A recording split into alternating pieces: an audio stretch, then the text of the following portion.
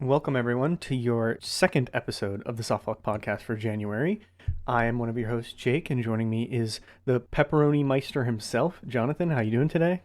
I'm the Thanos beatbox. It's like good, and I've been thinking about it ever since Verbalace's incident. Oh my god, dude! I've been like thinking about that and the Mario versus Sonic beatbox, and I'm like, okay, these are actually good. Enough about that. All right. Thank you, everyone, for the support on our Games of the Year episode last week, or 2 weeks ago. I think it was one of our most highly watched episodes, at least in the first couple days. It was a really fun one. I'm glad we had so much to say. This week, we're talking about video game music. So we had some write-ins, actually, from our Instagram, so you kind of knew this was coming. But yeah, we have a lot to talk about different things like our favorite soundtracks, different ways that video games use music to their advantage, and things like that. A little housekeeping before we get into the show. I just want to let you know that we are still working on our Halo series and that our Halo 3 minicast will be coming out shortly. We have yet to record it, but they don't take that long to edit, so it'll be out soon. Also, Jonathan's going to be undergoing some life changes and moves soon, so we might have a few weeks where we'll keep you updated on the social media, but we might not have an episode ready at the same time we normally would. But we'll make sure to fill the gap with either Halo stuff or social media stuff, just so you have something to look at or listen to. Always stuff coming out. Yeah, we're trying to be more consistent in 2024. At least I want to make sure that we are, because this is a very important project to me. We're coming up on a year. And this is like where all my creative juices flow into, so I want to make sure that we're making a good product. Mm-hmm. So let's see. What you been up to, Jonathan? It's been a couple weeks since our last episode. We haven't had a lot of time to chat. So what's going on? Okay, so on our document that we share to write notes, outline the episode. In this section, I couldn't really think of anything, so I was like, I've been having some weird bowel movements recently. Very strange. I'm glad that our audience needs to know about your weird bowel movements. I'm like, this is like, I'm on the wrong foot on this episode. Talking about the Verbalace video, talking about my poops, right? But people who this is their first episode are like, what the fuck? I know this is really bad. I probably, so I was like, I put that down because I like kind of just as a joke, because I didn't know what was I didn't really know what to put down. That was the only thing of interest that's happened to me recently. And then I was like, hold on, I just saw a musical, and I just saw Sweeney Todd on Broadway. How was that? And that's like, that's kind of a big deal. It was it was Josh Groban's and Annalie Ashford's last performance of the two leads, which I don't know if you know who those are, but those are big Broadway people. It was really, really good. I've been going to a lot of shows recently. The past like half a year, I've gone to I think like 5 or so shows in the city, like on and off Broadway. And it was a good time. Do you know anything about Sweeney Todd? Yeah, we did it in like our grade school, I think. So I know a little bit about it, or like high school or something. Yeah, high school. Okay, high that's school, a big difference. So I can't. Grade no, school I know, or high I school? know. So, it was definitely high school. Okay, because there's like murder. Well, yeah, I remembered what it was about as I was saying. It's a supremely dark musical. It's not like the darkest like piece of media in the world, but like for musical standards, it's like, whoa. Like who I'm actually, it's kind of surprising that the idea was pitched and is so popular, because it really is like gruesome and just so pessimistic. It's like, oh my god, dude. But I had a really, really good time. Probably the best show I've seen, on like just like on Broadway in general, on or off Broadway in general. And it was like, I've been to a lot of shows recently, as I just said, and they were good, but they weren't like knock my socks off or anything like that. But this one, I was like, oh, this is Broadway. this is what people think when they're like, oh, I'm going to see a Broadway show. That's Broadway, baby. That was like full primo Broadway show. It was great. It was a good time. Good. I'm glad you liked it. Yeah. I gotta get out there and see more shows. I know I said that the last time you brought this up, and probably the time before that as well. But it's just not my like go-to thing to like, well, what's going on this weekend? What's in town? Well, it's not really something. It's not like it's like extremely popular, but like it's also not.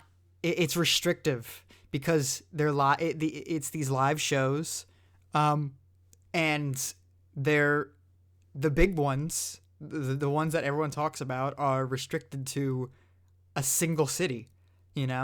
Broadway is a single street in a single city in the world, and that's like the capital of where all these shows are happening. So if you don't live near there and you're not into it enough to travel to New York City to see these shows, then it's kind of like you kind of got to settle for a local theater, which isn't super publicized a lot of the time. And it's, it could be hard to get into. It could be really hard to get into unless you're like a New York City goer. Yeah, absolutely. But like, imagine if video games were like really big in one city. It was like video games are only big in Japan. Like, what the fuck would we do? I feel like it kind of was like that back in the day, wasn't it? It was. You get like 10 games in America a year, but in Japan you get like 50. That's true, but games sucked back then. So, if yeah, you're kind of right. Maybe I'm like, because the zoomer ass take, because video games have been so advanced recently. But if I was like a guy in the 70s or whatever, and I was playing, and I had the Atari or whatever, and someone came up to me and they're like, video game market crash, no more video games in America, it's over, I would like look at my Atari and look at my games and be like, all right, that's fine, honestly. I guess I'll go read books or something. Yeah, I guess I'll do anything else. But now if you were like, Jonathan, you can't play Deep Rock Galactic anymore, it's over, I'd be like, what do you mean? Don't will that into existence. Yeah, I don't. Well, it'll happen one day. Yeah, I know. Oh, but enough about that. Let's talk about what we've been playing lately. We start off every episode by just giving a few reviews of the games we've played since the last episode. I think we've. Let me just say, I was looking back at some of our old documents. We've been at a breakneck pace. There's only been one episode for each of us where we didn't really have anything to review. We are finishing games left and right this year, and I'm proud of us. Yeah, so tell me about one or two of the games that you played, and then I'll say about some of mine, and then if we have any time left, we'll go to the barrel, see what else we played. I played Inscription. I finished Inscription. I talked about it the last episode. I played the roguelike mod. I played a lot of the roguelike mod, which is just the first act of Inscription, and it's good, and I'm not going to talk about it more than that. Okay. Yeah, we did talk about it a lot in the last episode, so. Yeah, it's good. And that's it. That's all I'm going to say. I've just 100%ed Mario Wonder. And that is a fantastic 100%. It's good. It's very, very good. It was easy breezy. 100% of the Mario games are always like pretty nice because you kind of get, at least I kind of get like most of the stuff on my first round through, and then I'm like, all right, let me just go back. Yeah. And it's there's always like usually some extra little thing they give you. In the newer Mario games, they give you like a secret level or secret worlds. In the older ones, it's just like, here's a screen, here's like a background change. It's like, ooh, yay!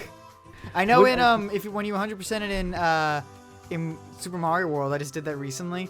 The season changes like fall or something, and that's it. I didn't know that. Yeah. It's really strange. The whole color palette of like the world changes to like an autumn brown and like these That's oranges. Cool. It's a very strange decision, but it's cute, What did you think of how they kind of opened up the last 3 worlds to be like choose your own adventure, kind of? You know what I'm talking about? I kind of did them in order, so it didn't really matter to me. Okay. So, but I mean, I just thought it was neat. Yeah, I thought it was neat too. I liked what they kind of did in the worlds themselves. I thought it was pretty interesting that there was a lot of extra context for why you were in these worlds. Yeah, like that one world where you're like training under the like jujitsu master or Yeah, whatever it yeah, was called. the Yeah. Master Poplin, or the Elder Pop. I don't remember his name. He's a Poplin who, he's the guy. That guy was cool, and then there was like the desert world, which they're like, I'm so thirsty, I need water, and instead of like, they took a page out of 3D worlds where they gave you these explorable overworlds essentially, which in 3D world they kind of weren't much of anything, to be honest with you. They were just kind of like a fun little like, oh, look at me go. But you can actually find a lot of like secrets, and there's like stuff to explore in the world in these 3D maps now. They actually have like level design. It's really, really interesting. And I liked it quite a bit. I like what they did with the overworlds. It wasn't just go to the next level, which there isn't necessarily a problem with how pretty much every other Mario game is just like, go to the next level. Don't worry about it. Like, it doesn't matter. Just go to the next level. But just that extra little flavor was really refreshing. Yeah, I like how they did that as well, but fuck that fucking volcano level. I hated that shit. No, I love the volcano level in every Mario game. It's my favorite levels. I mean the overworld for that area. I hated that. How you was Really? like all blocked off and you had to like go back and forth. I didn't like that much. But all the other ones I liked. I also liked how you had to do the middle world, like the island world, slowly over time. You didn't just get to do it all at once. I thought that was pretty neat.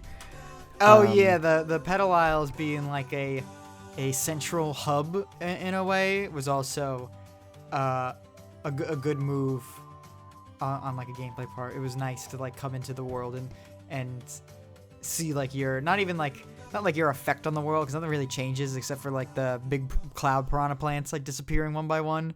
But it's just like a cool thing to come back to.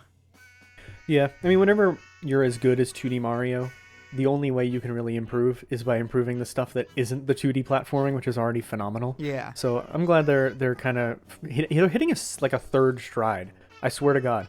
Do you think we're gonna get a Mario Wonder 2 or a DLC of some kind, or do you think this is kind of like a one-off and they're gonna be more unique from now on? I don't know. I think they might be more unique from now on, because this is really a complete overhaul of the 2D Mario identity. I think because I was like thinking about it, and they really milked the new Super Mario Brothers formula for like all it had, and I feel like just after the first one. Like, there was the DS one I love so much. I gave it a 10 out of 10. I think the DS one, the first one, is like an amazing Mario game. And then the Wii one is good. And then, the 2 on 3DS is like I actually disliked. And then there's the Wii U one and, the new Super Luigi's U. And I feel like they really milked all they could out of it. And it was just getting really repetitive. Because they were keeping it was like this a lot of the same, and with this new one they have completely like done away with the entire identity of the 2D Mario, and it's like it's so lovely. It is such a lovely identity. The visuals, the sound, the charm, the animations, everything about 2D Mario right now in Mario Wonder is just astounding, I think. So I think it can go either way. Either they can be like, we just spent all this time reimagining Mario, and we're gonna make sure we get as much mileage out of it as possible, like the original New Super Mario Brothers series, or they're gonna see how much that originality paid off, and they're gonna try to do that moving forward. We're just gonna have to see how it goes. You never know at Nintendo. Yeah, I'm excited to see where it goes, though. My bet would be that with Mario it's a tough thing, because with the 3D Marios they are always doing something new. With the 3D Marios they're always doing something new and unique. The 2D Marios, they haven't been doing that. So my bet would be that we're probably gonna get, if we're gonna like go by their patterns, they're probably gonna like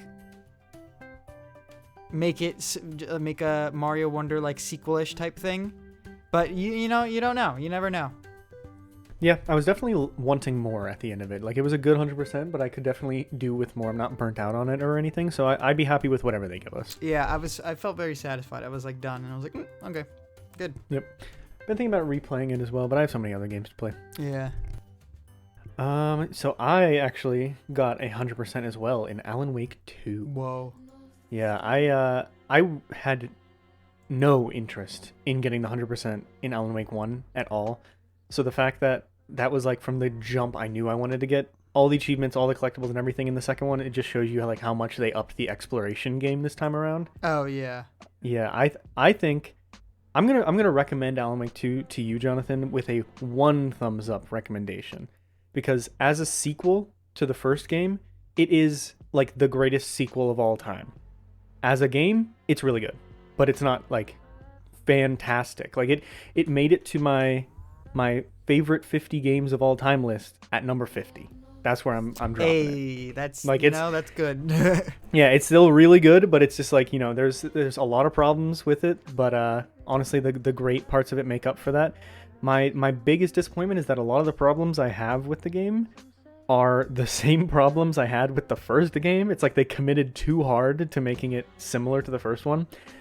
I think it's a fantastic survival horror game in its own right, but it's very, very much like just copying modern Resident Evil homework, and just changing a few things.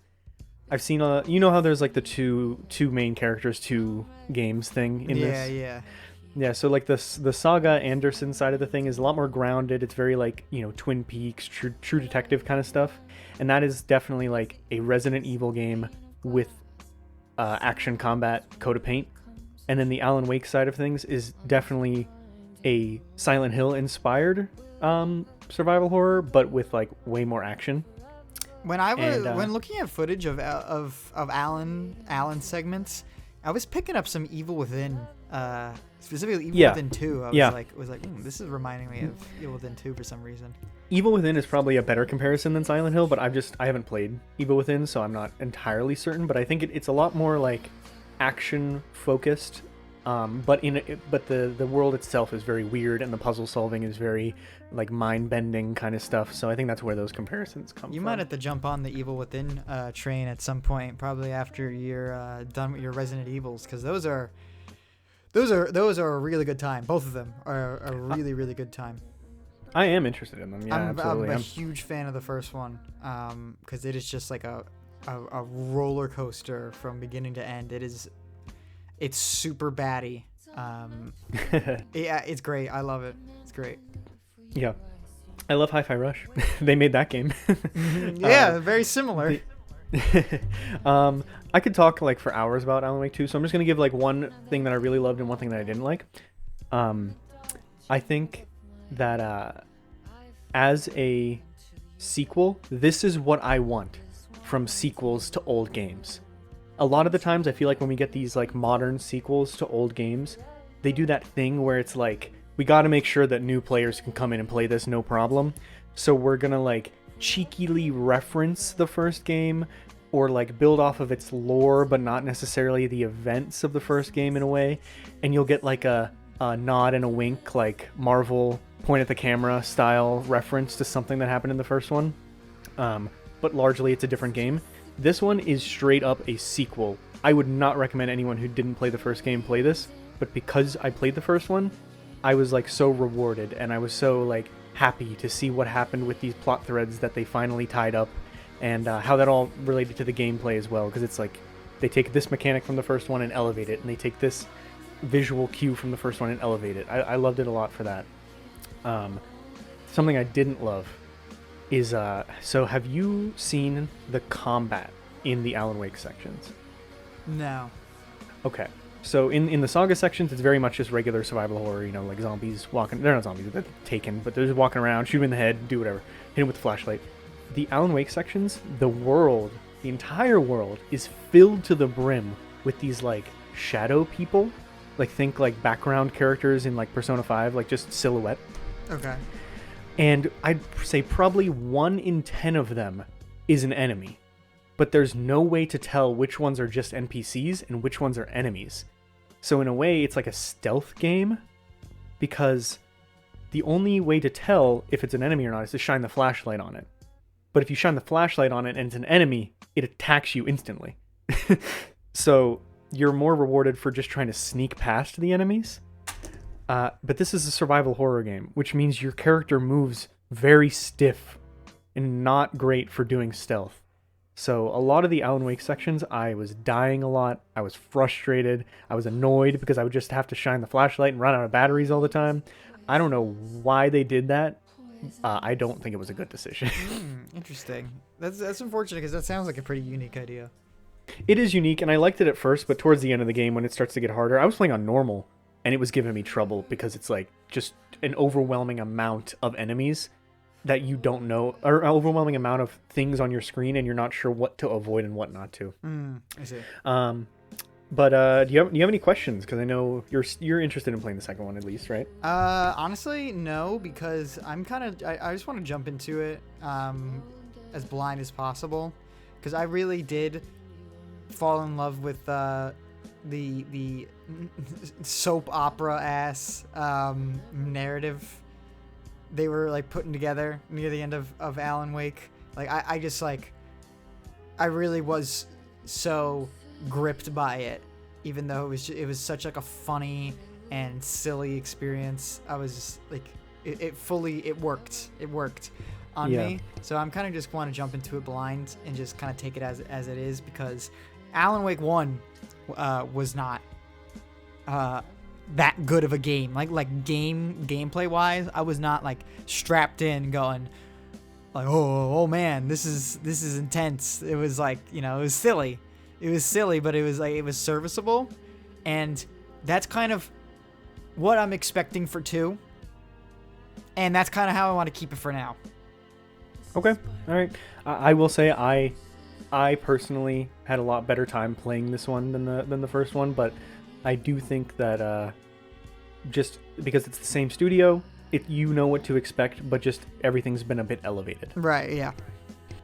Okay. Do you have any other games you want to talk about? I mean, I've been playing Dragon's Dogma. So tell me about Dragon's Dogma. And that second one's coming out. It's cresting the horizon very soon. Yes, I've heard people describe the new one as a really good PS3 game. Isn't that what Dragon's Dogma's PS3 generation, right? Yes, it is. So Dragon's Dogma is a action RPG made by Capcom, and it came out around Skyrim time. So it was completely overshadowed by Skyrim, as Skyrim did for most ARPGs, for like 10 years. Yeah, I was gonna say until it first still. Yeah, still. Well, up until probably Witcher 3, I would bet. So maybe like 5 years. And it is one of the most interesting games I've ever played, because it's so it's the final product is really bizarre.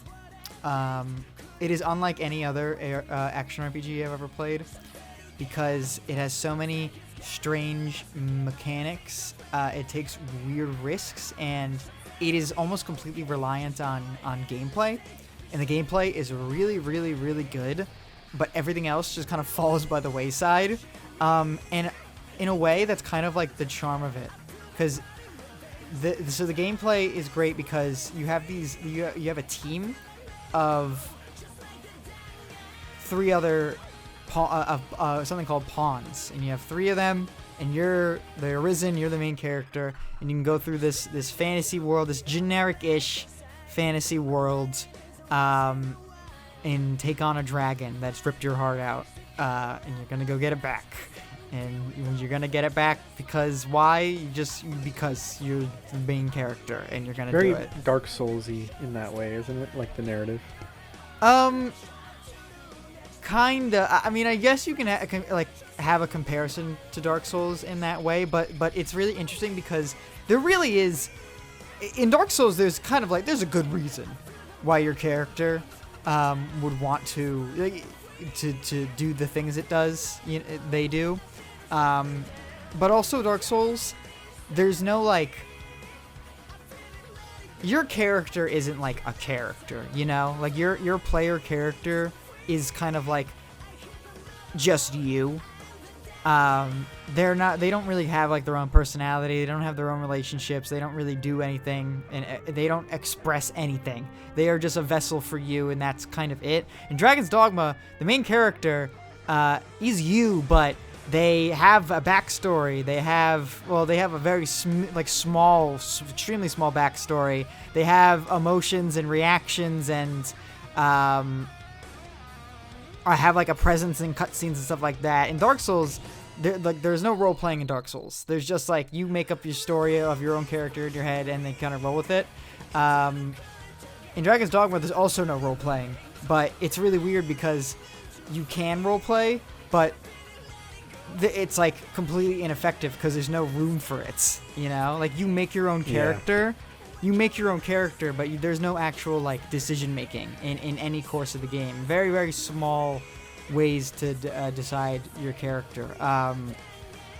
And what was I saying before we started talking about Dark Souls? You were talking about the reason your character was doing things. Oh yeah. Like I said, the reason your character is doing things is just cause. There's like a dragon that's like messing shit up around the world, and the dragon's taking your heart, and you just have to do it. And you know, things get way more complicated later in the game. And you know, spoiler alert, you kill the dragon, and then there's a post game which like escalates things like even further. But there's no reason why your character is doing any of the things he does in the post game, except for because it's a game and you're playing it. To be honest with you. It's just really interesting. You know what I would say, how I described it in my in progress review of it. My too long didn't read is let me get an action RPG, ARPG, please. But do me a favor, hold the RP. All right, hold the RP, because that's what it is. It's mainly built around the gameplay, which is really, really good. Kind of imagine a sort of mix between Devil May Cry and Monster Hunter, where you have combos and you have special moves that are really effective. You have a ton of different classes to choose from that synergize with each other, and you can build like a character. And a big thing is interactivity between the world and the enemies. And a lot of action RPGs, a lot of the time, you're kind of just like, you know, you smack your character against their character and they kind of just die. And then we move on. But there's actually a decent amount of tactics involved between the enemies and you. The enemies have tactics, like even something as simple as like goblins. Goblins lay traps.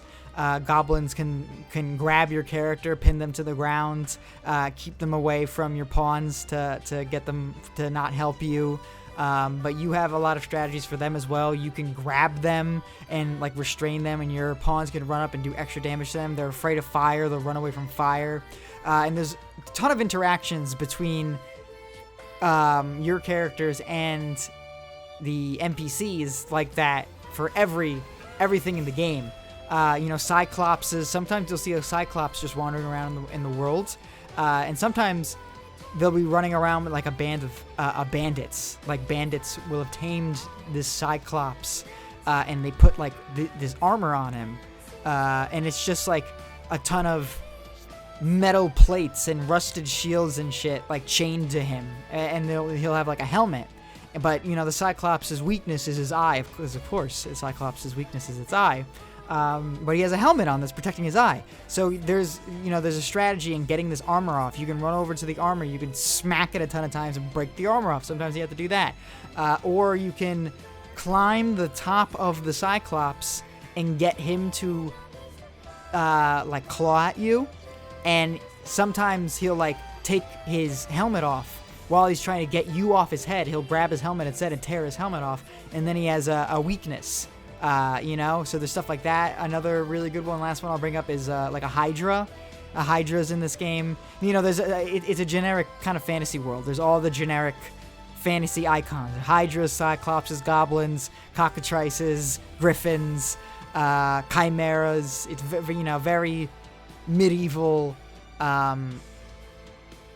very very medieval worlds. A Hydra, you cut off its head, but the head eventually comes back. If you cut off the head of a Hydra, but then you use a fire weapon or a fire spell or anything fire related, you can sear the head wound so that it takes a lot longer for the head to regenerate. And then if you take off all of its heads before it regenerates one back, it gets into like a really big stun animation where it's like down for a really long time. That's awesome. Yeah, it's great. It's great. Amazing gameplay, super super unique gameplay that I really think a lot more games should take a page out of, because it's super engaging. The depth of gameplay, even regular mobs have a lot to them. My biggest problem with really long RPGs, ARPGs, is that a lot of enemies can just feel the same, and you can feel like you're doing the same thing over and over again. And it can feel like that in Dragon's Dogma 2, because you're going to be fighting goblins the entire playthrough. You're going to be fighting different variations of goblins during the entire playthrough, and of course they do different things here and there, but they're still goblins, they're still wolves, you're fighting them the entire time. But there really is so much more to it because of the amount of options you have and the amount of effort they put into this gameplay world. But in terms of the actual world, like the story and stuff like that, it is really really generic. And I think a lot of people start Dragon's Dogma and then drop off of Dragon's Dogma during their playthrough because it is, I can't overstate it enough, it's a super, super generic world. Until... That would be me. Yes. Have you started Dragon's Dogma? Yeah, my friend bought it for me for my birthday one year because he really wanted me to play it, and I felt bad because I got about, 7 hours in, and I was like, this is just Skyrim light. But clearly it isn't. But whenever I was 14 or whatever, that's just kind of how I felt. Yeah, no, I get that. Because that's what it is. It really, not that it's Skyrim light, but it takes ages to get interesting. Not to say that it's not fun from the beginning. It is fun from the beginning, but it can seem extremely underwhelming until you get to the end of the game. When you beat the game, not when you beat the game, but near the finale of the game, a lot changes, a lot opens up. A lot of really, really interesting stuff happens. And then there's a whole post-game, right? And a DLC area. And that's the real beef of the game that you're working towards, where the game gets really, really shines. But you have to get through 20 to 30 hours of, am I getting to the good part yet? No, man, trust me, it gets good after 30 hours. That's what it is. That's kind of what it is. And it's a tough recommendation because you got to tell the person, it's not gonna wow you. It might wow you. It might wow you from the very beginning. If you're really into that kind of gameplay style and that's what you've been looking for an ARPG with tactics. It would be really, really interesting, and I would recommend it. But if that's not really what you're super interested in, then it's a really hard recommendation. But once it gets good, it gets really, really, really good. Kind of like Persona 3. Persona 3 is kind of just all right, I'm going. It's good, but I'm going. And then at the very end, that's when you're like, oh, I get it. I get it now. Because that's kind of all the Personas, isn't it? I don't know. Persona 4, I was locked in from the beginning. I was super interested from the very beginning. And Persona 5 also does a really good job at taking you in, being like, this is the plot. This is the plot. It's happening right now. Things are happening. But Persona 3, it's you don't get the plot of the game until the very end of the game. I guess you're not up to do a Persona 3 minicast. Maybe we should do a Persona 3 minicast because you're not even up to that part of the game. You're not I'm even just getting there now. Yeah, but you know what I'm saying, right? Now Yeah. It's becoming in any other game this would have been the middle, but now this is the end, Yeah. Dragon's Dogma, the end of the game, the whole post game probably should have been the middle. And I hope that in Dragon's Dogma 2, which looks fantastic visually, and if they make the game look good and then they just keep the gameplay of the first one still holds up. It's all right, that's a win. But they have to make it interesting from the get-go, I think. And I think they're doing that, because there's a lot of footage that they've shown of weird things like the Sphinx. I don't know if you've seen that. Have you been following Dragon's Dogma 2? The only thing I've seen of Dragon's Dogma 2 was the one trailer where the dude jumps in the back of the griffin and like stabs him a million times. Okay. And that looked pretty cool. Okay, yeah. Yeah, you know, and that's kind of all I can really hope for. But to be honest with you, even if Dragon's Dogma 2 is just like more of the same, I would still play it. Because I would not, Dragon's Dogma is not like the greatest game I've ever played. You'll hear that from a lot of people who like really love it. It has a big cult following. And people will say it's like one of the most underrated games of all time. It's a masterpiece, flawed masterpiece. I don't think it's that at all. But there is something really, really great about it. There really is something great about it. And I do really, really enjoy it. But I cannot say that like this is one of the greatest games ever that I'm going to recommend to everybody. It's a tough sell, but I've purchased it. And I enjoy it, and even if Dragon's Dogma 2 is just the same game, but it just looks really nice, and there's just a bit more stuff that I haven't seen, packed in with things that I have seen, all right, that's fine. All right. I hope for your sake that it's a little more than that, but it's still really good. Yeah, I didn't realize I was going to talk that much about Dragon's Dogma. Oops. No, it's good because the second one is like imminent, so... It's coming out in, sure. I think, what is it, like 50, 40 days, something like that? I don't remember. Hear that? If you start the game now, you'll have enough time to get through the post-game by the time the second one comes out. Right, yeah. The post-game, it's like, I looked it up. I was like, how long is Dragon's Dogma post-game? And like the first result was like 30 to 40 hours. I was like, what? That's more than the base game. What are you talking about? And then I read the post and it was like, I went in there when I was level 2 and I died a lot. And I was like, oh, okay. Well, there we go. All right, well, looking forward to Dragon's Dogma 2, but let's transition to our topic of the show, which is going to be video game music. So let's just start off the conversation with stating the obvious. Jonathan and I are not music studies majors. We're not professional musicians. We don't even play music. I used to, but barely.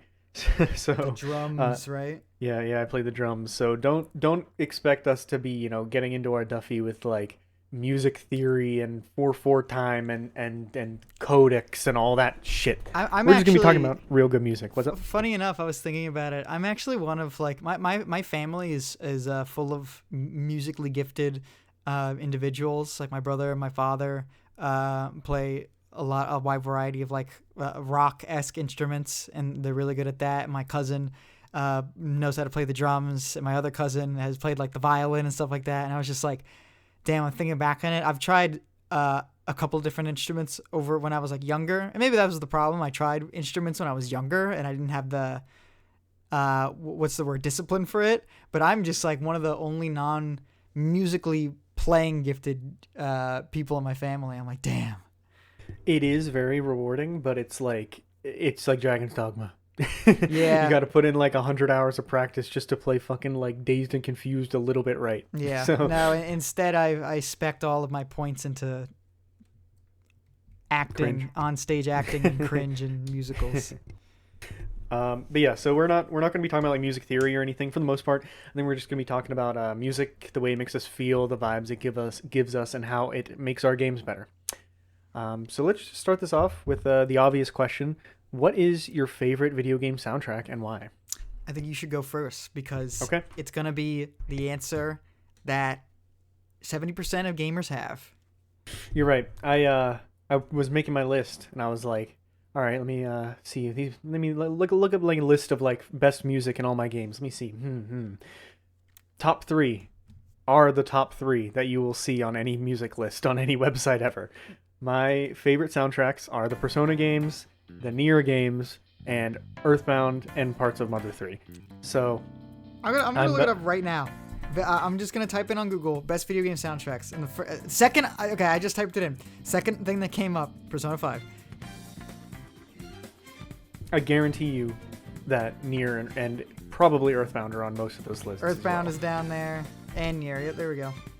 And like I understand that it's basic, but it's one of those like, it's like I'm trying not to say burger. Hey, if it's good, it's good, right? It's just one of those. It's like the plain white T-shirt. Mm-hmm. Like everyone can wear it and look good because it's just this is the best music for me because it's just like it's good to listen to in the game and outside of the game for a variety of reasons. So Let me start with Persona because I think you're also gonna touch on Persona a little bit. I am, and I just want to say, there's no shame in liking the most popular option, because sometimes your favorite thing being everyone else's favorite is a good reason for that. So no shame. That's true. I'm not trying to be a hipster. I was just trying to state my case because I feel like there's a certain subsect of people that whenever they would be listening to a podcast like this and the first answer that comes out of someone's mouth is Persona, Nier, or Earthbound, they'll just go, okay, and then leave. Cringe! Yeah. Cringe alert! But so I actually fell in love with the Persona 4 and 3 soundtracks far before I played Persona 5. Listening to the music from Persona 4 is the reason that I wanted to play that game and why I eventually, probably, honestly, I'm going to be honest, I think listening to Persona 4 soundtrack is the reason I bought a Vita. Yep. So maybe maybe it wasn't for the best, but like I just really love the what is it, like J-pop aesthetic of it. Yeah, it's very J-rock, pop rock. Yeah, just happy. It's very pleasant to listen to in and out of the game. And then Persona 3 has this like weird Japanese rap rock, like almost like Linkin Park light mixed with video game like arcadey music in a weird way that just was like tickling my brain in the right way. And so that's why I got into Persona 4. Eventually I would go on to play Persona 5 after they announced Joker for Smash Brothers, and like it's a story as old as time that it's a vibey soundtrack that you can just chill out to, so it gets into everyone's head and they just love it, and that's just how I am. It is I have a lot of nostalgia for some of the 5 soundtrack, even though I have, it's only been a couple of years since I played it for the first time. There is a very, I'm thinking of what is it, the LeBlanc theme, Yeah. and like, oh yeah, it's in my brain. I remember it perfectly. Yeah, and it's just one of those, all 3 of the games, the soundtracks just fit what's going on in that game so well. There's other examples, like I'll talk about Nier in a minute here, where the music really punctuates certain moments in the game, but I feel like with Persona, where most of the moments of that game are just you doing whatever the fuck you feel like doing at that moment, they kind of had to make music that would accentuate that feeling. So a lot of the overworld themes and a lot of the like doing just monotonous shit themes are really catchy to kind of keep you in the vibe of like, I'm just living my life. I'm just a student who also kills shadows. Like it's perfect. Yeah, and I agree. I also think it fits the era. At least for 3 and 4, I think it definitely fits like the era of when these games kind of take place. Absolutely. Because I was playing 3, and I was like, oh yeah, I'm in the 2000s, all right. I'm there. I'm right there. Yeah, and like for 4 as well, it's a little different because I don't think at that time in the 2000s I was listening to J-pop, but you can imagine that people were. Yeah. Like it feels Persona 4 has so much else working for it. Like the physical setting of it being in like this small Japanese like rural town.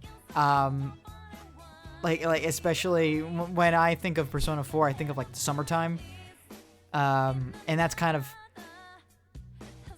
what the soundtrack is reminiscent of. It's it's like small town Japan, summertime rock vibes. Like let's go, we're young, and it works. I think Persona 4 is one of my favorite games in terms of like artistic vision coming together on all fronts to form one tonally consistent experience, and the music and the themes and the visuals all come together to make that, and it's great. Persona 3, however, something about the rap rock is super cheesy to me, and I can't get into it like other people can. I think it's really funny. It is really cheesy, and honestly, let's be honest, a lot of it is bad, but it's also good because it fits like the edginess of the characters that you're supposed to feel, that I didn't really feel, but you're supposed to feel. I mean, I felt like in my brain, I was picturing the main character to just be listening to that on his headphones wherever he was. I was like, all right. That's kind of how I think of it as well, because like the main character is edgy. Yeah. What was I going to say? I think a lot of that for Persona specifically is because Shoji Meguro, who does like the music for that, is also, I believe, a creative director or some type of role for that for the game.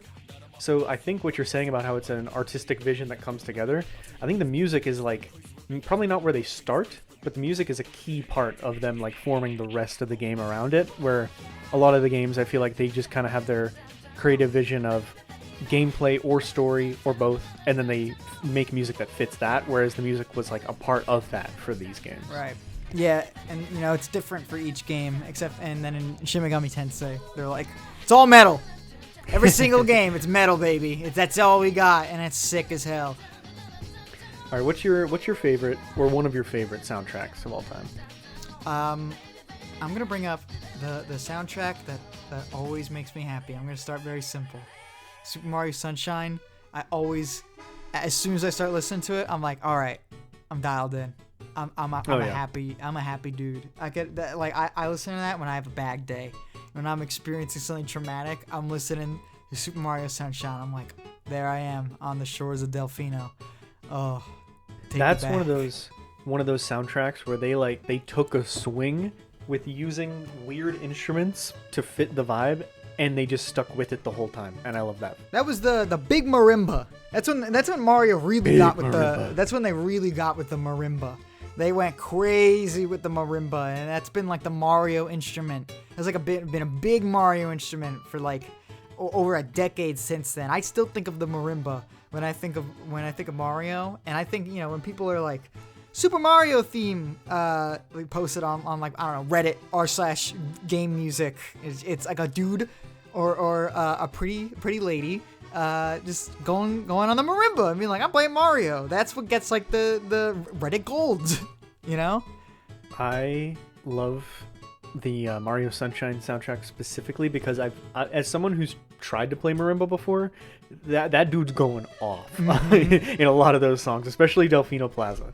Imagine you go to like, I don't know, some coastal tourist location, like, you know, luxury touristy hotel on like, I don't fucking know, some islands off in the Pacific or something like that, right? And then there's like a guy out there on the beach. Everyone's like relaxing on the beach, having a good time. There's one guy over there hired by the hotel, just hitting that Gelato Beach. I'm not relaxing no more. I'm up and dancing. Yeah, I'm moving my butt. I'm moving my little tush. Going back and forth with that fucking groove. And I really like what Mario Sunshine does in terms of its location. Like the fact that it's just like, Mario's on vacation. Like that's like a, like, huh? Like, huh? Like, what are you talking about? Like a cartoon episode that they would make like double length and advertise. That was what that was. Yes, that's it. It was like a cartoon special. Because it's so simple. It's so simple. You know, Mario Galaxy. So Mario is in space. Mario is in another universe. Like, whoa, that's a big deal. Super Mario Sunshine. Mario's literally going on vacation. So and you lose out. In a way, you lose out on all of those classic Mario locations, you know, like the desert and the ice world and the volcano. Well, you get the volcano, but you lose out on those classic video gamey destinations. And in its place, you just get this more fleshed out, not to say more fleshed out, but this very consistent tourist destination. You know, there's an amusement park, there's a hotel, a sunset going down in the hotel. There's like the beach. There's the locals' village. You know, Pianta Village, stuff like that. And all the music is tonally correct. Especially what is it? Pina Park. I listen to Pina Park a lot. You know, the amusement park. You gotta like play it in the background while I'm talking to something. Oh, all these songs are playing in the background, trust me. I listen to that one. I listen to that randomly. It's like one of those earworms that pop up in my head. And like I'm doing something. I'm like getting changed. I'm like, I need to listen to some Pina Park right now. And I'm just like, ooh, I'm in. So yeah, that's what I got to say about Super Mario Sunshine. Awesome.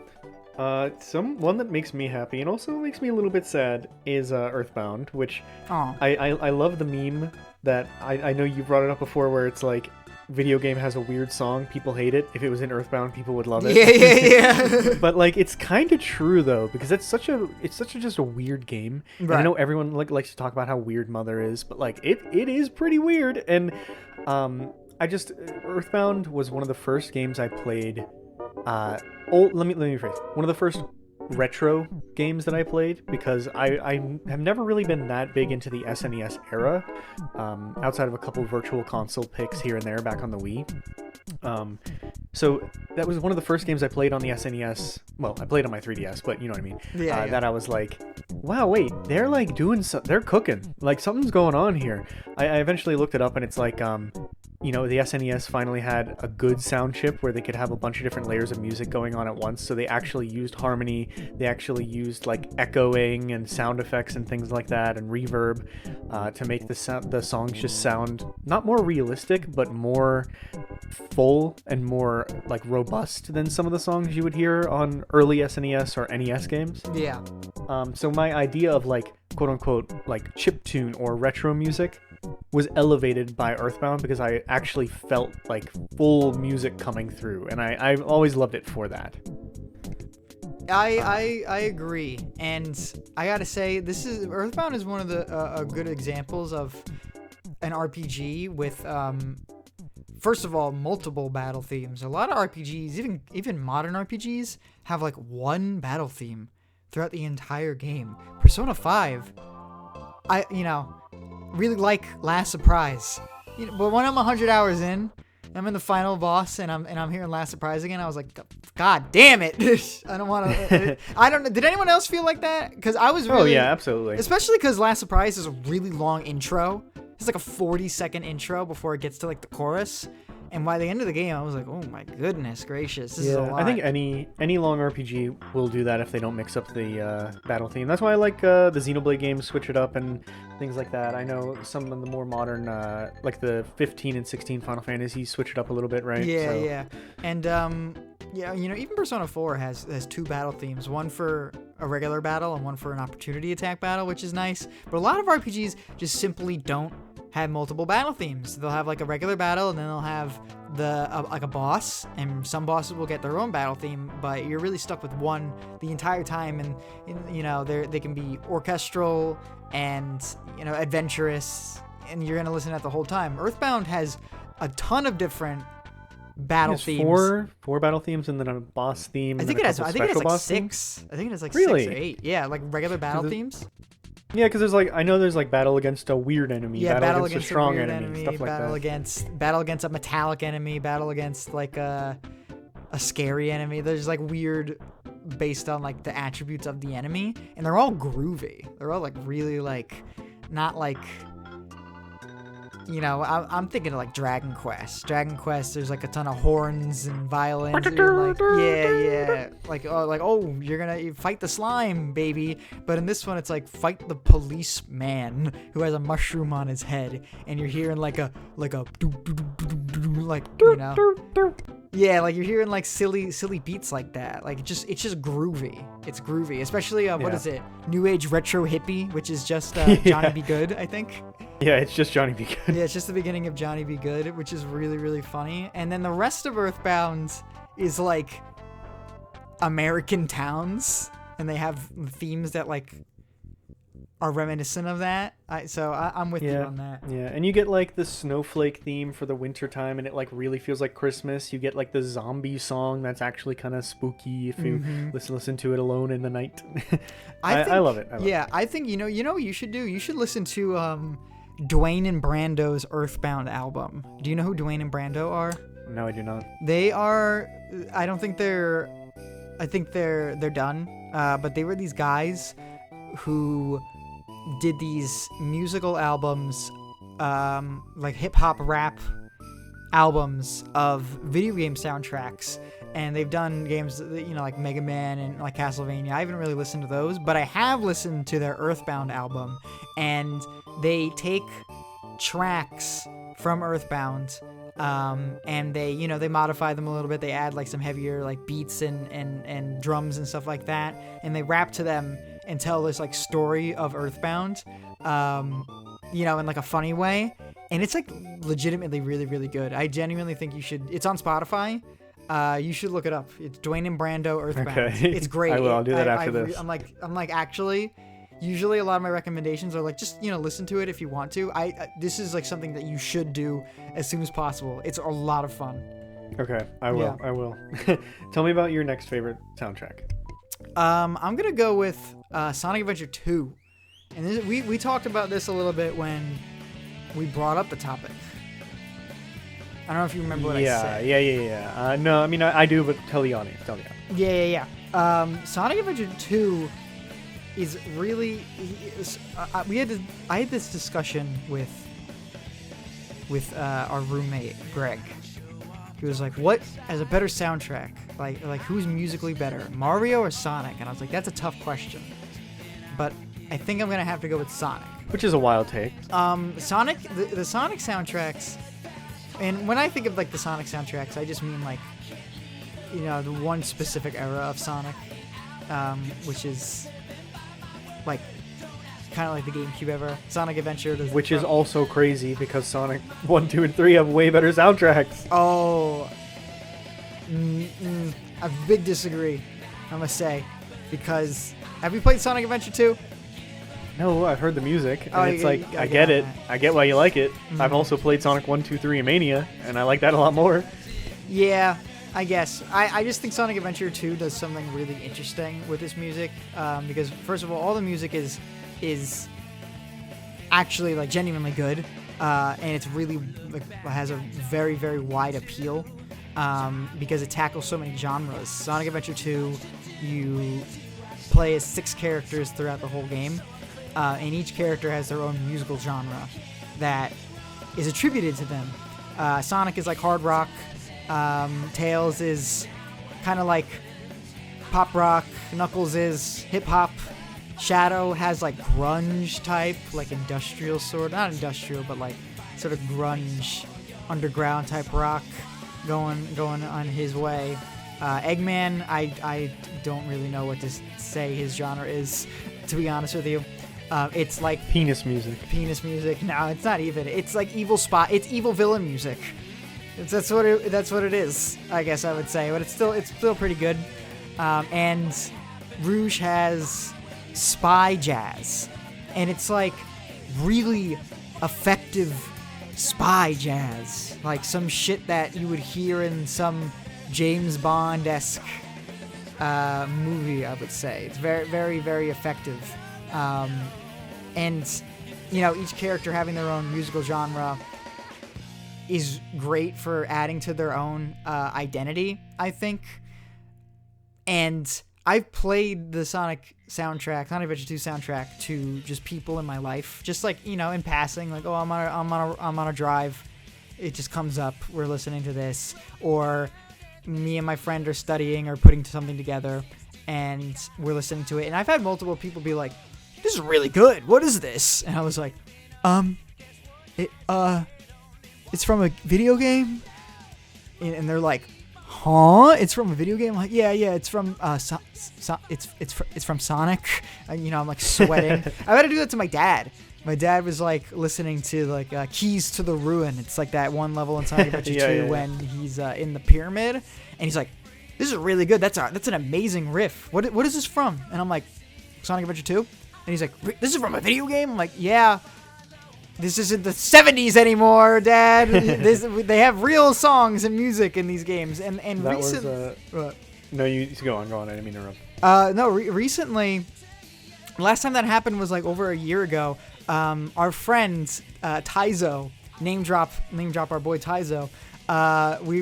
Me and him and our roommate were together writing a play together in our senior high school. And I was playing... High school? In high school, I'm sorry. College. Oof, I wasn't paying attention. We were writing a show in our senior year of college, and a song for Knuckles, one of Knuckles' like hip-hop songs came on, and he was like, this is really good. What is this? And I had to have the exact same conversation. I'd be like, "This is from Sonic. I'll send it to you." Actually, I don't even think I told him it was from Sonic. I was like, I'll send it to you. That was me at work at work, I had a Persona mix on the speaker, and I was just basically just me back there, and then it cycled from like 5 to 4 to 3, and then it got to like some of the songs from 3 that are still in Japanese. Or from 4 that are still in Japanese, and someone walked in and they were like, "Why are you listening to Japanese music?" And I was like, no, hang on," and then I like rewound the playlist back to the English ones. I was like, it's from a video game. Oh man, you see, in situations like that, I would just play stupid. Be like, "Oh, I don't know, I just put it on like a list." That's what I'm doing now. If someone asks me a question that I don't want to answer because I'm gonna be embarrassed, I'll just feign ignorance. Be like, "Oh, I don't know." Yeah, I mean, nowadays you can probably just get away with it because there's so many people that play video games, and even if they don't play like fucking Sonic Adventure 2, you'd be like, "Oh yeah, it's from a video game," and they're like, "Which one? Sonic?" "Oh, okay, I know Sonic." "All right, I don't know. I don't feel safe enough yet. Being a nerd is cool now. I don't know. I don't think being a nerd. I think the idea of being a nerd is cool to a lot of people. Well, a lot of reasonable, cool people. Being a nerd is cool, but then there's some people, especially if you live in like a old-timey place, it's still like, that fucking weirdo. Yeah, at least I'm not listening to like anime soundtrack, opening. Yeah. Not to hate on anyone, but I'm hating on you. I know some anime openings go good. You ever hear the intros of JoJo? No, I haven't. Okay, my girlfriend's been watching Jujutsu Kaisen, and the opening theme for the newest season actually goes hard, and whenever I hear it coming from the other room, I'm bumping a little bit. Yeah. There's some really good ones. What's that one that was like the one Naruto opening that was like meme to death? Yeah, I don't yeah. Do you actually call it Naruto, or do you do it as a meme? I know it's Naruto, but I just accidentally say Naruto. I don't even think about it. Because whenever I hear someone say Naruto, it makes me think of my dad saying Naruto. Yeah. I can't. No, I know. If you told me how do you pronounce this, I would say Naruto. But when I'm like talking, like just normally, I do instinctively say Naruto. It's like whenever my mom used to call him Pikachu, and I'd be like, yeah. Pikachu. I don't understand how older people mispronounce so many, like, specifically media things that are like, I guess the names are bizarre, but like, how many times, because I don't know if this happens to you, but like my dad or my mom will have the name of a character completely incorrect, and will say it correctly in front of them several times. I'll spell it out for him in like text if he asks about it, or he's like, "What's that character that you like?" I'm like, this is the name, and he still just gets it wrong. How is that possible? I don't know, it's always perplexed me. It's completely bizarre. I read somewhere that they just do it on purpose. They do it on purpose to bother us, or like to pretend like they don't know what they're talking about. That's true. That's also true. Bringing it back on track, let me talk about Nier. So you haven't played any of the Nier games, right? No, it's on my list, but it's never broken the shell of urge, Yeah, I know what you mean. And it is one of those things where like you just kind of have to be in the right moment to start it, and then once you start it, you won't be able to stop. Right. You're in for a treat when it comes to the soundtrack for Nier. It's people like always give it such acclaim for a reason, because the music is. The Nier soundtrack and the Nier game are together better than the sum of their parts. That's how I would say it, because like the soundtrack is good. I wouldn't fucking put on like this cannot continue in my car whenever I'm on a road trip or whatever, because all the music's a little bit odd. But the game itself is also good, and the story is good. But when you put them all together, it becomes like this. Everything hits at the right time in the right way. All of the major cutscenes have orchestral scores to go with them. All the main themes that play during boss fights or like big bombastic fight moments are like so intense and really good. They pull everything together with this unique style of like, I don't even know what type of genre it would be. I have not researched enough, but it's just kind of like a laid back opera vibe, if that makes sense. Interesting. But the vocals are in a made-up chaos language. Like they just made like random language to make these songs out of, and it sounds archaic. It sounds like tribalistic in some ways, and mythical in many ways. The way their voices sound and the words they're saying, and everything pulls together to just create like this feeling of being uplifted and at the same time like empowered for the most part. But whenever they want to hit you with some emotional shit, they always know how to like tug at the heartstrings with certain tracks. Right. Okay, that sounds good. Yeah, I don't know. It's one of those things where like the music is good, but I wouldn't listen to it outside of the game. But in the game, it is just so perfect. Yeah. You know, that's kind of what I've realized. That's the difference between you and me. You like that. I feel like you like the music that you listen to the inside of the game that elevates the experience while you're inside of the game.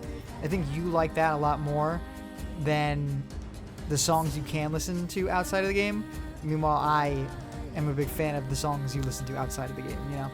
Yeah, and that's another reason why I like soundtracks like Nier and other games, is that if I am in the mood to listen to that soundtrack, whenever I listen to that, it gives me the feeling I felt when I first played that moment in the game. Like I remember exactly where that song played most of the time. Right, yeah. Oh, I love it. That's when a song is really effective. That's a really effective song if it does that.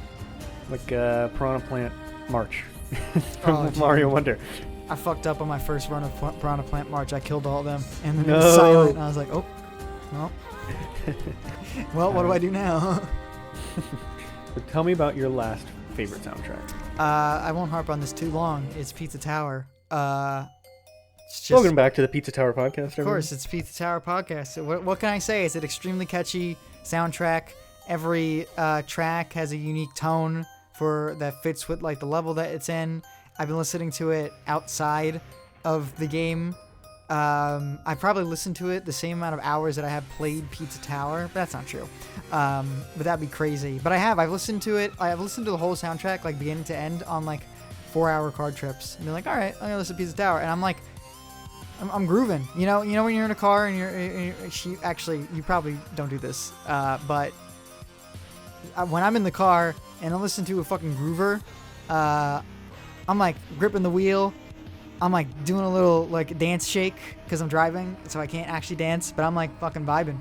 And I've been doing that a lot with the Pizza Tower soundtrack. And that's all I will say about it, because I'm not getting royalties from Torta Pizza yet. And until we figure that out. They should pay us for the amount of positive good word of mouth we've been spreading. Until they answer my strongly worded handwritten letters about paying you want me. to go kiss them?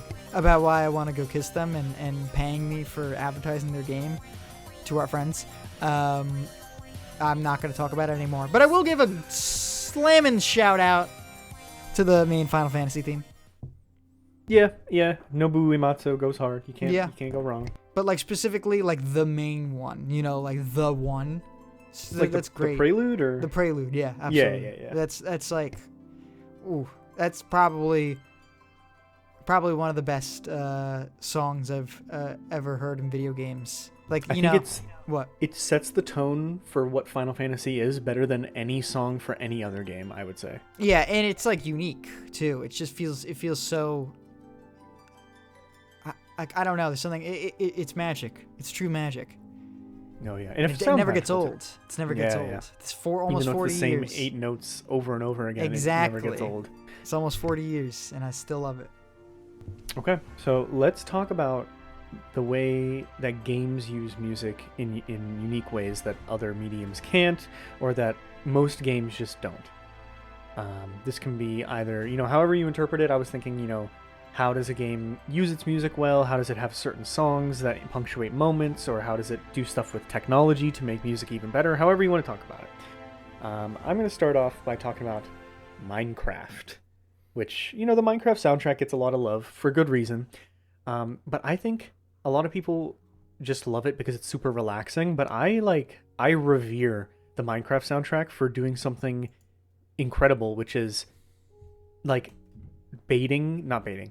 teasing the audience with the soundtrack. Right. The music is so sparse in Minecraft that when a song comes on, it's like a yo yo yo, shut up, I want to listen to this kind of thing. For whenever you're first getting into Minecraft, when you're 12, Right.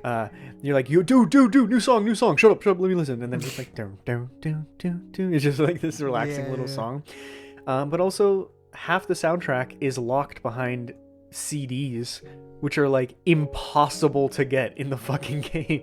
Oh, so yeah, I forgot about the CDs. Yeah, it becomes like playground talk of how to get these different songs and listen to them. It's like the music itself becomes a commodity that has value, which I've never seen in a game like that before. There's that really scary track. There's like all of them are like normal songs, and then there's that one scary track. I don't like that one. Yeah, but that's the other thing, is they all fit the vibe of whatever's going on really well. Yeah.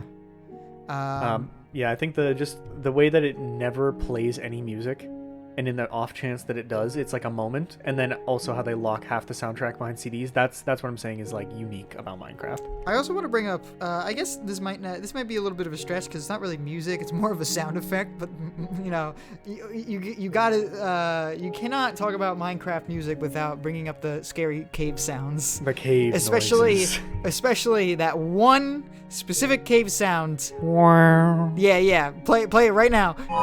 That one. It's great. That one. It's magic. So scary. It's that video of Mr. Krabs and his eyes shrink and he goes, "Oh no!" Yeah. I love that sound, and I think that I need to start using that sound. I wish I had a soundboard in real life. I wish I had a couple of things in real life. One of them being that I wish I could fall apart like a Lego character. Awesome. I don't know if I've told you that before. I kind of wish I could.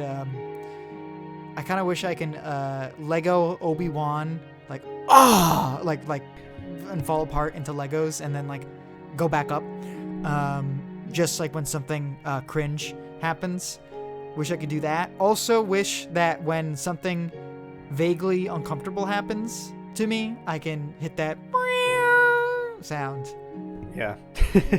But I can't. But I can think about it. You just have an app on your phone always on deck. No, last time I did that, everyone got mad at me. with the Vine Boom? Yeah, with the Vine Boom. When we were playing Ultimate Werewolf. That was so funny. Vine Boom loud, Vine Boom extra loud. That was fucked up.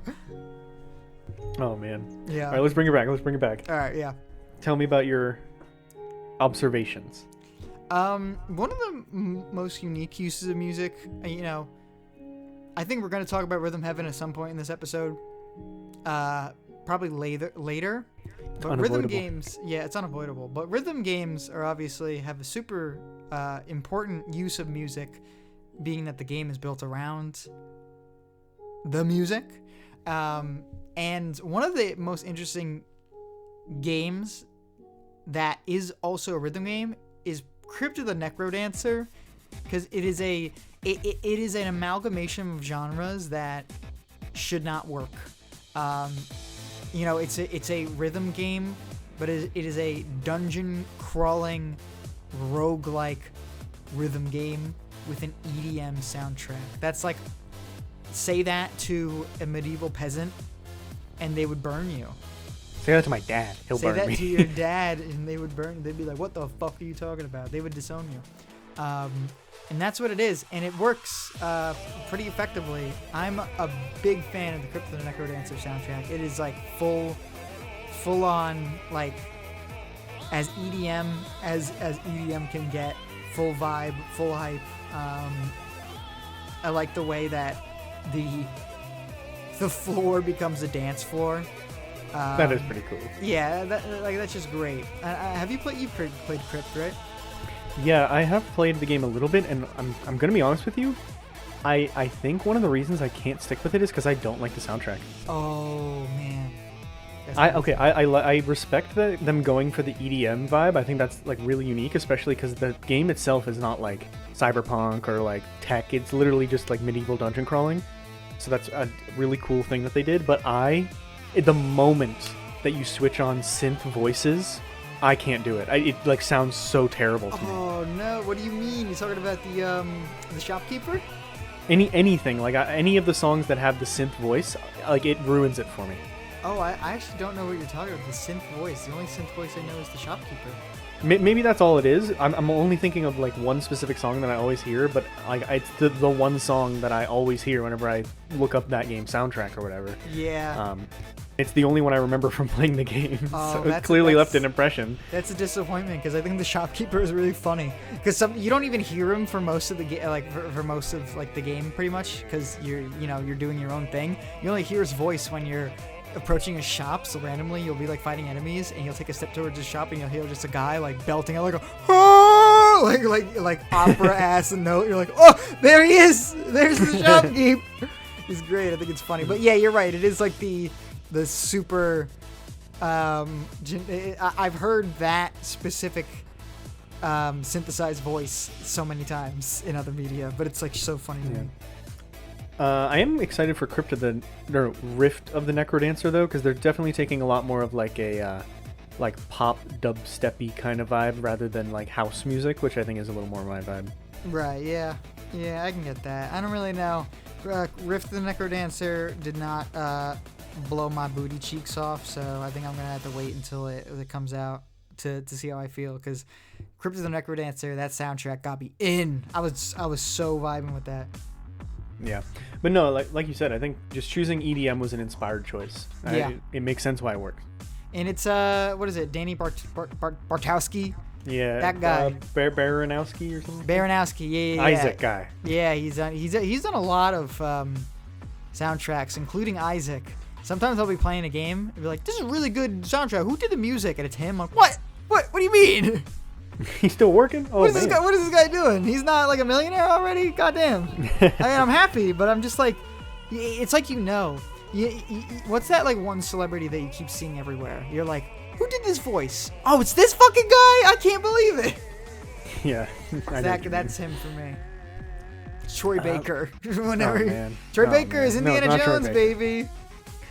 Honestly, I wasn't upset about that. No, I wasn't upset about that. He sounds really, really good. I didn't watch the trailer until today, but like I heard about it and I heard that Troy Baker was voicing Indiana Jones. And I'm like, and I saw some like very short gameplay clips and I was like, I don't know about this. Then I actually like fully watched the trailer today. That looked pretty good. I think it looks pretty good too. Maybe we'll talk about it in like another episode about upcoming games or whatever. Yeah, but we probably should. But yeah, Troy Baker sounds good. Let's move on. I mean, let me put it this way: was our other option to get Harrison Ford in the booth? No. Dude, Harrison Ford. I don't think you can even get him on a movie set anymore. My next choice is gonna be. I'm gonna say just dynamic music in general, but the ones that stand out to me are The Binding of Isaac, Rebirth, and Transistor. I know dynamic music's been around forever because I actually, like yesterday I was taking notes for this and I was like, the first time I remember hearing about dynamic music in a video game was Isaac Rebirth. I'm sure they're not the first ones to do it. So I looked it up and apparently Frogger, like the original Frogger had it, and I just never noticed because like you're not thinking about that for an arcade game. It's like depending on what part of the land you're on, the music sounds different and it's a different volume. Right. And then the early Monkey Island games also did that for like switching between biomes. But what I mean by dynamic music is like whether you're in and out of combat or in a shop. Well, maybe for Isaac that doesn't apply, but in some games you're in a certain area where the soundtrack is always the same, but what you're doing determines how intense the music is or what genre the music is, even as long as it's the same melody. I think Final Fantasy VII Remake in Wall Market was a really good example of what I'm talking about, where the four corners all have a different genre of music, but it's the same song and it always stays in time. I love whenever games do that kind of stuff. But back to Isaac. The reason I like it for Isaac so much is because I was really up on their development whenever that game was coming out, so I read a lot about it. And they have like upwards of like 5 or 6 different intensities for each of the floor themes based on what you're doing. So like a regular room with a couple flies will just kind of be the regular song. Then a room with a couple harder enemies has like, they add some more percussion. And then a big room with a lot of enemies, they add in like a guitar solo. Like there's a bunch of different versions of these songs that seamlessly transition. And it does magic. It really gets you immersed in the gameplay. That's interesting. I like that. And also, I didn't know about Rebirth having a dynamic soundtrack like that. I never, ever noticed that. That's really strange. It might be one of those things where you have to know it's there to notice it, but next time you play, you'll be able to hear it. It's like, it's very noticeable if you're looking for it, and it's very beneficial to the immersion, I would say, because whenever I go into a room, like whenever I go into that, you know what room I'm talking about, the one big room that's full of fucking the little white worm charger dudes. Oh, That soundtrack goes up to 11. The guitars kick in, the kick drum starts hitting, like everything comes in. It's awesome. maybe I've played so much Isaac with the music off because Maybe. It's intimidating. It was intimidating Yeah. when I was growing up. And- Yeah. You go for it. I was just talking about mods and shit.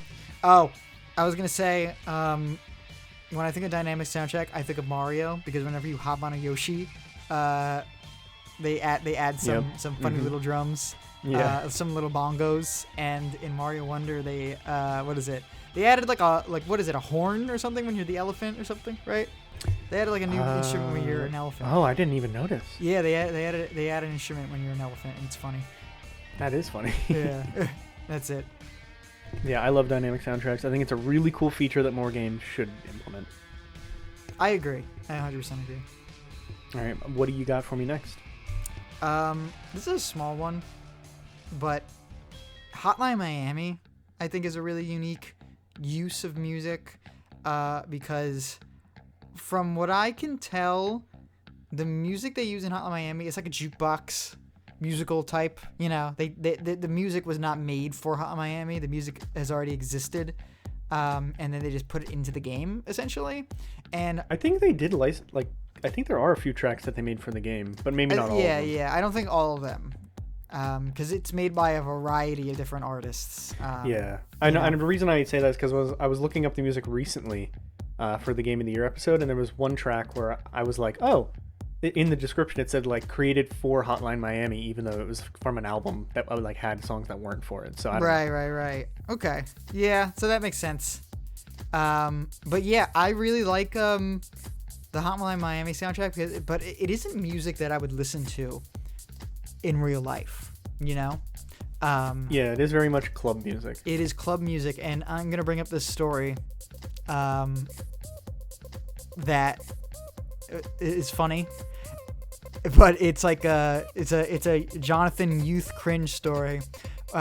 When I was dating my short-lived high school girlfriend, she was over my house, and we were making brownies, and I was just playing music just cause, and one of the songs on the Hot Miami soundtrack played because video game music I heard from game that's kind of catchy. I'm gonna put it on my iPod, and it was playing, and I looked at her and I went, this song is cool. It sounds like you're outside of a really loud club. And she looked at me and she went, yeah, and smiled and looked away. And I was like, oh, I shouldn't have said that. It was super cringe, like really awkward laugh, and looked away and just be like, yeah, it is, and moved on. I was like, oh man, and Never able to play Hotline Miami again. No, I played it like that night. You know, I was like, fuck it. I still play Hotline Miami. It's good. But yeah, I think about that a lot. A lot because I really like the soundtrack, and I listen to it sometimes, but it doesn't hit it for me until I'm playing the game itself, because both the Hotline Miami games have a certain, you know, it's like vaporwave type music. This is the music that you listen to with like the purple sunset backgrounds. Like that's the type of vibe they're going for. And Hotline Miami has that style just like smeared all over it. And it works the best when you're in a level doing that shit. I had heard the Hotline Miami soundtrack a little bit before I played the game, but only because I had heard people either on podcasts or my friends back in the day who game talking about the beeping song. The beeping song, and you know exactly which one it is, but that's what they call me. I like that song, but there are much better songs in that soundtrack. Yeah, I don't know why that's the one that sticks with people. I really like in Hotline Miami 2, there's, I guess you won't know this, but there's these two songs. One of them is like a big climax section of the game, where you play as a ton of different characters and you're climbing up this like big tower.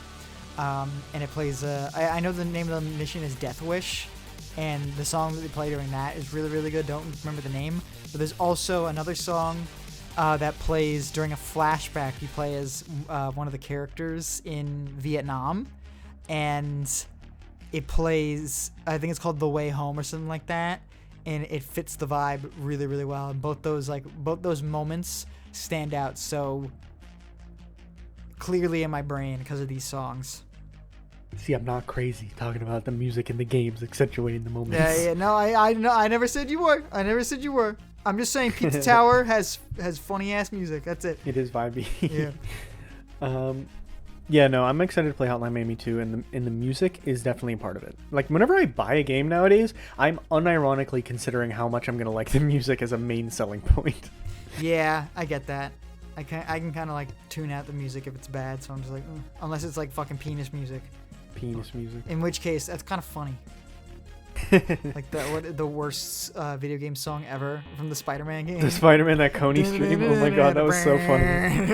I love that. It's so funny. That you should watch. I know you saw that clip from it. You should watch that full stream. It's one of the funniest videos I've seen. It's so funny. It's one of the funniest things I watched last year. I'm gonna have to run it up. Speaking of funny, let me just shout out my last one, which I'm not going to talk too long about, which is just the modern Wario games.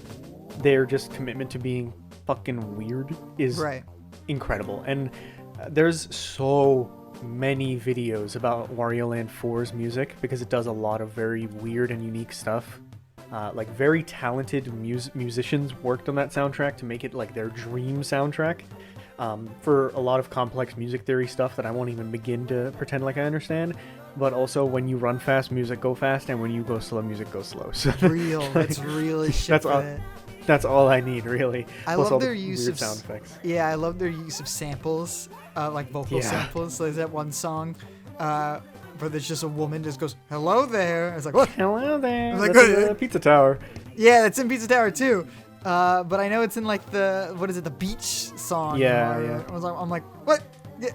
Who's this lady in my Game Boy? And why does her voice sound perfect? But then also WarioWare, I think the way they do like it's like basically the same. Every WarioWare game only has one song, and they just make it in a different style for all the levels. Right. And I love that. I think it's really cool. It gives a cool sense of like, it's not a rhythm game, but you can feel the rhythm through the games. That makes sense. I wish that the WarioWare jingles that in between the what do you call it? In between the micro games. Yeah. It's like when the thing starts, there's a song. When you win, there's a song. When you lose, there's a song. I wish one of those were like their full songs because the jingles are so catchy that I want them to be their full song. And in WarioWare Smooth Moves, there actually is one that is its own full song that I think is like actually genuinely really good. And that's what is it? Dribble and Spits. Yeah, it's like a reference to the Wario Land 4 one, right? I don't know. I'm not sure, but it's it's called Tomorrow Hill, and that WarioWare level is only as long as the song is. So it's really it's only as long as the song is because there's lyrics in it. And I really like that song like quite a bit. It makes me feel good, and it's just completely different from the rest of how WarioWare does their soundtracks. They're just like, put just a regular song in. See, instead of having like a 2-bar break that they changed the style of, that level had to be weird by making it only as long as the song. So we're just reaffirming that these games are fucking weird with their music, and it's awesome. Well, it's not like WarioWare is a long game. You can beat like every WarioWare game probably in 2 hours. Yeah, every single one. When I say every single one, I mean all of them in 2 hours. Maybe like 5 hours. Maybe. Because it takes me a while to get through WarioWare Touched every time. Oh, that's the one that's been out of my collection for so long. I had it once, and I didn't know how to get through the main. My brother played it, and he unlocked all the characters on the main menu, and I really like that main menu with all like the characters just like walking around on the touchscreen. You can pick them up. Yeah, you pick them up, and then I don't know. I must have ate it. Fell in the radiator. Yeah, fell in the radiator. Okay, so we talked about our favorite soundtracks. We talked about unique uses of music in games. Now let's talk about genre and games.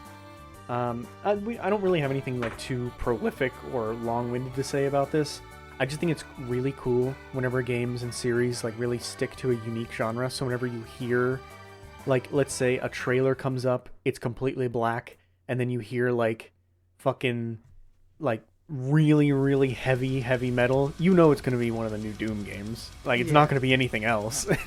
And I really love that, and I think it's really cool that whenever series do that. That's like the one that comes to mind is Doom. They have like Mick Gordon style. Of course, that isn't happening anymore. But you know what I mean? Like happened to that? What happened to Mick Gordon? He it's a long story. Basically, he wasn't paid for his work correctly, and then also they wouldn't let him mix the songs the way he wanted to. So whenever the soundtrack came out, he got really roasted for having really bad mixing, but it wasn't his fault, and he got a lot of flack for it. And then he sued, and I don't know. It's a whole thing. Unfortunate. But yeah, like you hear that like heavy metal come on, it's probably a different genre at that point. Like I'm not too familiar with the metal genres because I know it gets so granular. But like it's just that deep, like almost gent sounding bass metal. Right. It's Doom, and it's Doom. And that's what it needs to be, because like that, I couldn't imagine that game without that soundtrack. Yeah, I get that. What's like a series that you feel that way for, where like you hear the song and you know it's that game? So we actually kind of interpreted this a little bit differently. Well, How'd you interpret it then? Yeah, go for it. I kind of took it as like the use of a genre in a game to like kind of transform it in a way, or exemplify something, instead of like a genre that you think about this game or that defines the game. Because, well, I guess that kind of stays the same for what I'm my first not suggestion, but my first two things is Quake and Silent Hill. Both of them have not like similar-esque industrial ambient soundtracks that I'm a huge fan of. I don't know what it is about industrial ambience that is so popular, considering what it is. Why is it so popular? I don't know. Someone dropped a penny on a guitar string once. Yeah. So like, just listening to the sounds of machinery going in like down the hall, and I'm just like, oh, that's good. Oh, that's good. That's fucking good. Nine Inch Nails tainted me, but no, industrial ambience and industrial rock is like, I'm a really big fan of that, specifically Nine Inch Nails, and you know, Trent Reznor is, and I think the whole Nine Inch Nails band. I mean, it's like two guys. They did the soundtrack for Quake. There's no songs in Quake. It's just ambience from beginning to end. And I've spoken about Quake before. You know, Quake is all about, you know, the dimension of pain, just in a completely alien world, devoid of the personality and facets of life that you're familiar with. So it kind of makes sense that there is no music. It's just harsh sounds of things off screen, things you don't understand, machines scraping together, just a universe that you're not used to. And that's the soundtrack. And there's something about that I really like. And Silent Hill does a lot of that in the same way. Less industrial. Silent Hill has a lot less industrial noises in their thing, but they definitely still have that ambience of just like that, those droning sounds, those melancholy melodies that you hear occasionally, just like the occasional sound effect just in the very distance of the track that you're listening to while you're like wandering like an abandoned hospital, or a singular tone that's just playing amidst this ambience that like kind of like goes in and out, or it goes up and down in pitch, so that's just like weird and shit like that. Both of those games do a fantastic soundtrack and use that industrial ambience and horror ambience to be incredible. And there's something about it that I really like. Like I love horror ambience. I love the places that it takes my imagination. I think it's also, it's, again, not music scientist, so I don't know, but I think it might have something to do with like being in a trance-like state, with like the single tone kind of like lulling you into a false sense of security or into a sense of like immersion that you otherwise wouldn't have. That's at least how I felt about Silent Hill. Right. Yeah. Yeah. It's Silent Hill 2 especially with the whole atmosphere of the game is dreamlike. So of course that would have to be it. I don't know much about the rest of the Silent Hill soundtracks. There's this really fucking scary track at the end of Silent Hill 1 that I do know about. The final boss of Silent Hill 1 is just I'll have to send it to you. I don't even know if you should play it in the video because it is just the harshest, like distorted scraping and like audio scratching sound that I've like ever heard in my life. Like I've listened to it. I've had it come on accidentally during an autoplay playlist while I had my headphones on, and I was like, Jesus Christ! Like, what the fuck was that? I'll have to send it to you because it's fucked up. It is like that's the kind of shit that I like as well, where it's like, okay, we have this droning ambience, we have this spooky that makes your mind wander, and then we have like nightmare, and I'm like, okay, yeah, this is it. This is what it is. Awesome. I do want to hear that actually. Yeah, that's just a side tangent. It's like what is it? Oh no! What is the name of that album? You know that song? That album, that song. Oh, Everything at the End of Time. Do you know that one? No, I'm not a big music guy. Okay, Everywhere at the End of Time is that you definitely have heard the specific one. You know, in those certain memes, it's like distressing memes where it's like plays an old-timey song. It's like na na na na na na na na na. Have you ever heard that? I think yes, Okay. I have actually. Okay. I'll just have this. Maybe I'll send that to you too. But Everywhere at the End of Time is this like experimental album that's made to portray the progression of Alzheimer's disease, and I've listened to it, and it fucked me up. So maybe don't listen to it. But it is kind of like that in a way. This isn't a video game, by the way. This is just a very, very short side tangent. But, it's this long album that starts out, there's different stages of Alzheimer's. Holy shit, it's 6.5 hours long. It's 6.5 hours long. And it's supposed to be like the different stages of Alzheimer's. In the beginning, it's like these old classical music like samples and works, right? But they sound like they're coming out of a maybe like an old phonogram or something like that, like an old stereo that isn't great. Like there's distortions, it sounds a little grainy, doesn't really sound that good, and it just takes that idea and it just progresses it, of this idea of memory loss of cognition, losing sense of time, and it transforms into like a existential horror. It's real fear. It's like real scary for me, considering that I'm horrified of Alzheimer's disease. But yet it goes from like that aspect, and like at the end of it, it's just like nothing. It's just droning ambience with like the wind. Like that's like stage 6. Like that's the end. Almost total brain death is the idea of that. And that kind of reminds me of what they do sometimes in Silent Hill. It's like it's telling a story without words, just sound. That's crazy. Okay. Yeah, that is quite spooky. Yeah, I would suggest skimming through it at some point, if you want to feel bad about your life. No, I don't want to, but okay. Something that I actually go to be a little bit happier. I'll quickly graze over this one. We don't listen to music to be happy. Get the fuck out of here. Listen to this to be happy. I have done this before where I'm like, dude, I'm just like, I don't know what to listen to. I'm just in a weird mood. I'm gonna listen to some Fallout music. Oh yeah. Just like oldies, like Billie Holiday type stuff. What is it like? like pre-space age jazz.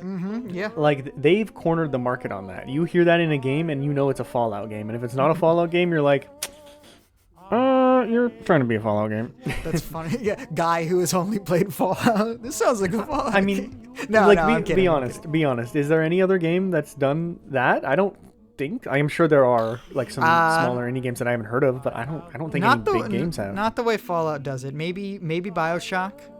Yeah, Maybe a little bit. Cuphead. You know. Cuphead's like more orchestral though. Yeah, Cuphead's like, more cartoony. Like that's the ticket, baby. We're gonna go to the show. That's the type of Yeah, but then my big one that I want to talk about is Civilization, which I don't know if you know this. I used to be a big Civilization guy, like Civ 5, Civ 6, even a bit of like Sid Meier's Pirates. Yeah, I used to like sink hours and hours into those games. No, I didn't know that. Yeah, I have a sticker on my laptop that says one more turn. Like I was into it. I was losing sleep. My grades were plummeting because I would play it during class and stuff. Sorry if you're listening, Mom. Oh. Yeah, but the thing I always liked about it is that so Civilization is kind of like a 4X strategy where you take on like a civilization. You know, India, United States, like one of those like countries. Mm-hmm. And you start off in like the prehistoric age, and then you go all the way up until like the postmodern space age, and the music changes by the era. So at the beginning, it's literally like the sounds of people like hitting rocks and sticks together. Yeah. And by the end, it's like post, like kind of what we were talking about, like the industrial droning, but like more in like a synth melodic type music. And I've always appreciated that of how they use like the different genres to signify different ages, and you get to experience all of them in the one save file. Oh man, that's really unfortunate. We missed each other by a couple years. If I knew you just a couple years ago, we could have been Civ buddies. We could have been syncing. You had a Civ age as well? I had a little bit, but I just never got it. I never really finished. I finished like a single game, and because I was playing like alone, and I didn't really like fully get it, I was like, I'm gonna put it off, So, but because I didn't really have like, I don't know what kept you coming back, but I didn't really feel like I wanted to keep coming back. I don't know what kept me coming back either, but between the 3 games so I was playing Pirates, I was playing Civ 5 and 6 on Steam and Switch. Between all that, I probably have like 300 hours or so. This is not like the most, but it's a lot. No, just 300 hours. I mean, there's people who have 3,000 hours in Civ 5 alone. You know yeah, what I mean? that's So. My brother. Yeah, let's see what my brother's hours is. Like, take a fucking wild guess. No, I'm serious. Take a wild guess. I mean, right do now. you think it's in the thousands? I Is don't it that know. bad? I think Okay, I think it's less than 1,000. I'm gonna guess 1,000. We'll Okay, do hold prices on. right. Was it S? Here we go. Let me see here. 1,019 hours. Ooh, I was so close. Granted, he did play like all of it during COVID, and now he's moved. He's graduated from Civilization 6. Guess what he's moved on to? Oh man, is it like StarCraft 2 or something? Like an RTS? No, it's more reasonable, I would say. Just came out recently. Oh, like Dwarf Fortress? I don't know. Yep, that's it. Okay. How many hours do you have in Dwarf Fortress? I don't know. 500. 300. All right, it's not that much. Okay. That just came out recently. That came out over the summer. It's all right. But so he that's, loves shit like that. He loves shit like that, and you know what? I get it. I don't it really as well. get Civ, but I get Dwarf Fortress. I just the music isn't what makes Civ for me, but I've always appreciated that. That's like something that's always stuck in the back of my mind of like that's really cool that each nation has a theme and that it changes throughout the years. Yeah, they put a lot of thought and care into the Civ series, and I think what's really nice is that because I think there really is a deep respect for the history behind everything and the culture behind all these characters and regions and countries that they're choosing to depict. I think it's all good stuff. Like you're not like hearing, or maybe you are, but I've never heard of some like. Some of it's a bit. Is it? You think so? Not all of it's perfect, but I think they try their best sometimes. Yeah.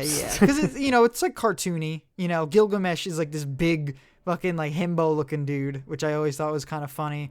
But I've never heard I've never seen headlines been like this depiction of this character, this like national leader, in this game will have you shocked. I've never had that, except for maybe Gandhi. Gandhi nuking everyone. Gandhi nuking everyone in Civ 4, I think it is. I'm gonna look it up. Civilization Gandhi nuke. Well, so what it was that his peace meter started at like all the way peaceful. So if you made him a little more peaceful, it would tick over back. Yeah, it ticked over. Into super violent. It ticked over and it made him evil. Nuclear Gandhi. There's a Wikipedia page for it. It's called Nuclear Gandhi. That's so awesome. That's so funny. You have anything else for the discussion on genre? Yeah. Left 4 Dead 2. Okay. Left 4 Dead 2 is so fucking funny with what they do for the genre. I think, Left 4 Dead 2 and just Left 4 Dead series in general, I don't hear a lot of praise from it, probably because it already has received the praise that it deserves and now it's over. Because, it's still extremely popular. They've made $2 billion off of it probably, but something I don't really hear a lot about it is the story aspects of Left 4 Dead 2, because they did a lot of work with these characters and their dialogue and the audio-visual aspects entwined with the story, to make it all come together. And one of the aspects that I thought was really funny is the difference between the music between Left 4 Dead 2 and Left 4 Dead 1. Left 4 Dead 1 has this sort of like, it's big on the horns. It kind of has like this techno aspect to it. It's not like that big of, it's like a little strange. I don't really know what you would identify it at, but like the end of level themes and the ending theme, stuff like that. Yeah. Left 4 Dead 2, they were like, this game takes place in the South. So we're going to take the soundtrack, take all the themes that you're familiar with and replace it with like string and flutes and like violins and big swamp water bass, like upright basses, and that's gonna be the soundtrack. And we're gonna overhaul everything, and then we're also gonna add this like hint of hard rock into it. And I think it's so funny and was a genius move tonally. It's just so funny to be like, we're going to make this game take place in the South, replace all the instruments, and it works so well. They even replace all the special infected spawn sounds with those same instruments. So it's literally the same song, but it's with different instruments, and it just does wonders for what the game is trying to convey. And I just think that's so fucking funny, the way they did that. Just like, yep, we're in Georgia. Not Georgia. Where are they? They're in Louisiana. Louisiana, yeah. Parish, they're in Louisiana at the end. And especially when they're in New Orleans.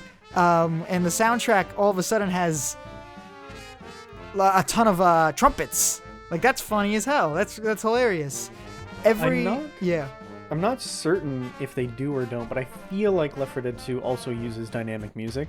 Oh yeah. Where like it'll come in like certain like because they have like what's it called, the crescendo. Yeah, crescendo events. Yes. Yeah. Yes. So it's like they definitely have songs for that, but then I feel like they also just have the songs will like kind of fade out. Like there's a lot of the time where you just did no music playing, and then when the music kicks up, you're like, oh wait, what's about to happen? Yeah. Oh no. Oh no. Another thing is that Left 4 Dead 2 has a unique soundtrack. It has a unique title theme for each campaign. I don't know if you ever noticed it. They have a different...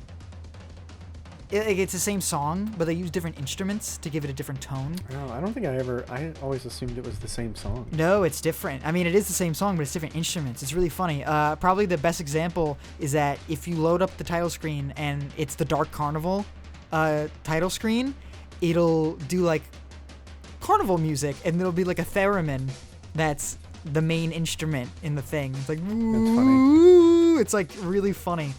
In that aspect, and with the parish takes place in New Orleans, they have horns and stuff.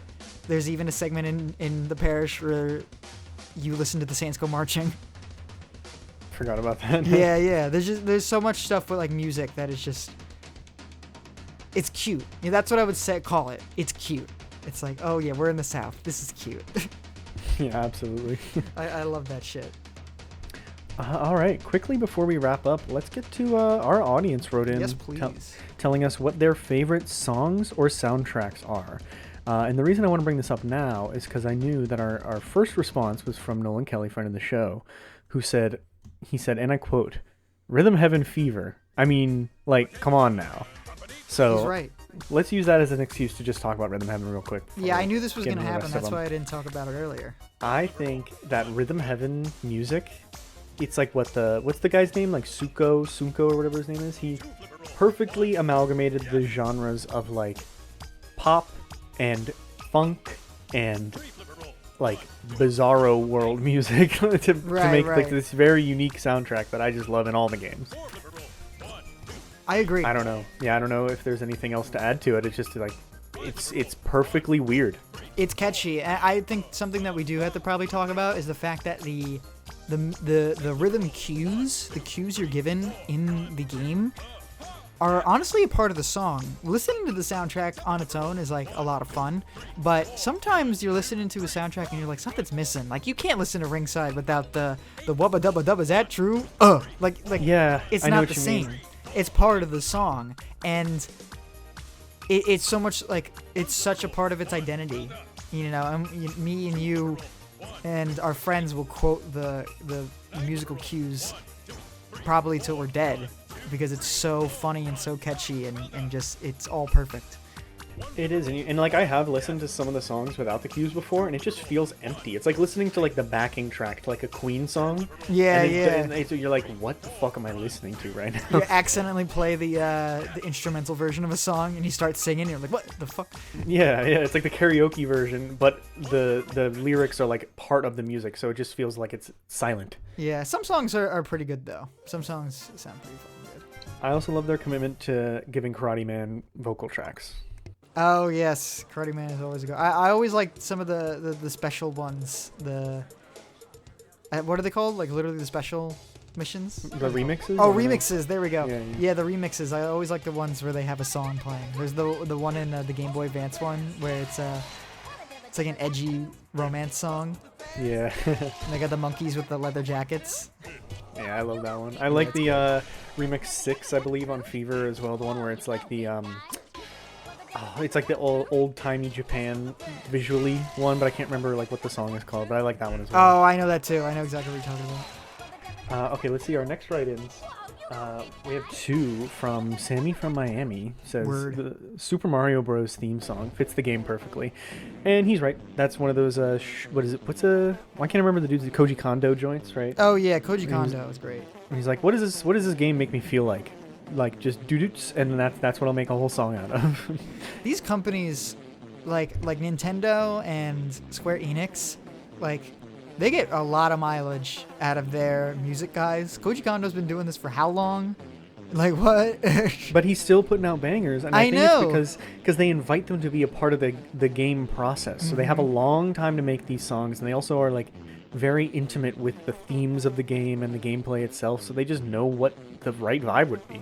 And the same thing with Final Fantasy. You know, they're just like, it's not even a question. It's not even a question. Who's gonna do the music? It's him. It's him. Yeah, Come on. yeah. Come on, get it together. He said, I also really like the God of War series soundtrack. All of them sound epic. I never heard much love for the classic God of War trilogy soundtracks. I've heard of them before, and they're pretty good. They're very orchestral, and they have like the vocals for a lot of them. A lot of it is MIDI though, which I'm not a fan of. But the newer ones, 2018 and Ragnarok, I feel like get beaten to death with how much people love those like big band, not big band, but like the big Viking band songs. Yeah, the guys in the back going, whoa. Yeah. That's always really fun because there's not a lot of games that do that have the big group of guys going whoa, like that's fun. Yeah. That's unique, and I think it's very effective in the game. Although it's not the type of music that I would listen to outside of the game. That would, you know what I should do next time I'm driving my dad around? I should slap that up. Yeah. I do think there is something to say. Like, I'm not a composer. I don't really know, but I have heard a lot of the tracks from the classic God of Wars, and they're like these sweeping narrative songs. There's like 3 acts, and they have like complex melodies and things, and then God of War 2018 comes around and every single song is just bah, bah, bah, and that's the whole thing. Like every song is the same 3 notes over and over again. I get it. It Who has did its who did the soundtrack for? Did Bear McCreary or no? No. Oh, someone else. I think I don't know. He was at the Game Awards doing it live last year, but I don't remember what his name is. I'm I sorry. think it might be Bear McCreary. I think, or that might be the guy who is doing the recent Godzilla sound tracks, or it might be him, and I'm right. But I'm not gonna look it up because we're Someone short can on let time. us know. Yeah, someone can let us know and get mad at me. Or Bear McCreary could come to my house and tell me Kiss in you. person, and then give me $1 million. That'd be cool. And then our last write-in is from Steven Jr. 831. It says Kingdom Hearts 2, best song being The Other Promise during the Roxas battle. I don't know that song, but Kingdom Hearts music does go so hard. Yes, I was gonna say Kingdom Hearts music does go really hard. And I feel bad because I always love. He's a big supporter of the show. Oh yeah, he's great, and all of his write-ins are always Kingdom Hearts, and I always feel bad because neither of us have played Kingdom Hearts. So I wish I Yeah. could. I'm gonna have to get on that just so I can do a whole episode just dedicated to him at this point, because. You know, you can get the whole collection for pretty cheap. Like I have all of them. Oh, do you have all of them? Well, you gotta Yeah, get on that. I have 1.5 plus 2.5 HD remix, and I have 2.8 HD remix. Yeah, well, you gotta get on that. We gotta do a whole episode or something because we gotta give back to our community. We gotta appease Steve. We do. We have to appease Steve. He's a good one. Yeah, absolutely. But Shout out I agree that the Kingdom Hearts soundtrack is really good. I really like that one song. I think it's called like "Dearly Beloved" or something. Dearly like Beloved. That. Until 3 years ago, I thought that Dearly Beloved was a real song that they licensed for Kingdom Hearts. I didn't know that song was from Kingdom Hearts. That's how good it is. It's so good. It's so good. It's so beautiful too. It's like, oh. Especially the one scene where it's like them on the islands like floating apart. You know what I mean? You've seen it probably. And then that music kicks in. Oh my god. And there's also, of course, how could we forget "Simple and Clean"? Do you know that and one? Clean. Yes, I know Simple and Dude, Clean. it's so good. It is really good. That's the one that plays during the Sora trailer for Smash Brothers, right? I think. I'm not sure. I think it's the because I watched that. I just punched my microphone. Sorry. I watched the Sora trailer in class with my neck craning to the left of me because it was Greg who was actually watching it, and I was like, whoa. So I don't know if they played it, and that's the only time I watched it actually. But I do know that I believe it's the opening thing to Kingdom Hearts 1. Kingdom Hearts 1 is like really like goofy Disney. So it's just like, it's so silly. I love it. Yeah, I love Kingdom Hearts music. I have listened to it just like fucking, what's it called? Oh, Traverse Town or something like that. Like the first town in Kingdom Hearts. It's like one of the most relaxing songs of all time. And then the gummy ship theme from whenever you're fast traveling. Because I've played a decent amount of Kingdom Hearts 1. I've started it and gotten like 10 hours in probably 3 times. So, Oh, really? so I'm like decently familiar with like the battle themes and stuff. And it is really good. It's probably one of the best parts of the game. Huh. I'm going to have to hop on that. Yeah, it's a long journey. So we'll it see. is. But I think that's probably where we're going to wrap things up, don't you say? Swag. Yes, I agree. All right. So all right, everyone, remember you can find us on social media at SoftlockPod. Obviously, youtube.com/@SoftlockPod. If you're there already, make sure you subscribe. If you're on Spotify, go over there and find us. I don't know when we'll be back, but keep updated on the social media because we'll be back with Halo soon. And then our next episode is far off, but you never know. We might have a very interesting topic that we want you to write in for, just like today. So make sure you keep an eye on things. I think we're good, Jonathan. I think we're ready to go. We're free. We're free from the music episode. Yeah, from the music episode that I wanted to do so bad, but it was daunting. It was daunting, but you know, we're not experts, but we're not experts in much of anything, so we just kind of had to do it. But we're still here doing what we're doing, and we will be again very soon. We are fucking gamers, baby. All right, everyone. Until next time, we will see ya.